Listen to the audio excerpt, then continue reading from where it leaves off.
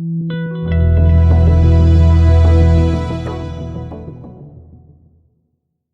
have a very eclectic audience here.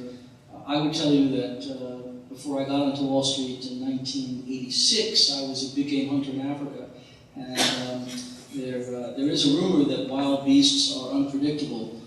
They are not. Wall Street is. And I would tell you that 5 years ago, I certainly wouldn't have thought that operational due diligence and some of the people sitting up here have the sway they do with respect to investors. There's no doubt in my mind, and we're a, quote, emerging manager on the hedge fund side. We've been around for over 11 years on sort of the more traditional separate managed accounts. But I will tell you that it's a challenge for smaller funds to really respond and be prepared for the due diligence that I almost want to characterize as a proctology exam. And I will tell you that there are two things that you can do. First of all, your administrator is going to be a very important person, and the first thing you want to do is read your administration agreement.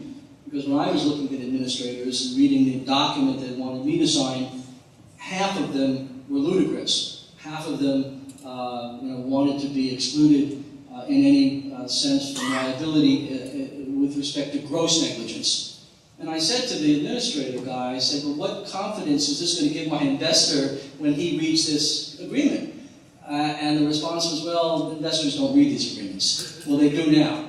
So you really need to read the agreement and I pushed back. I got most of the people who spoke to me about being my administrator to take out that clause eventually.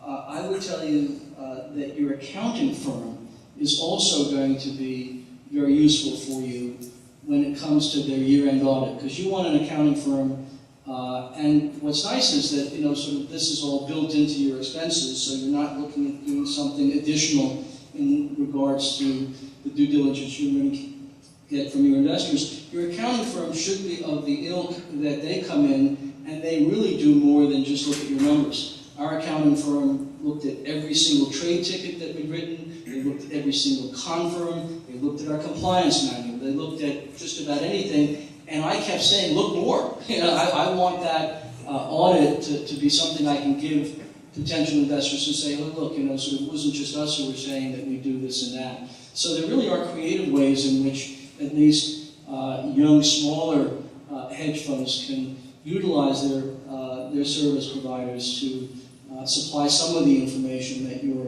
potential investors are going to want.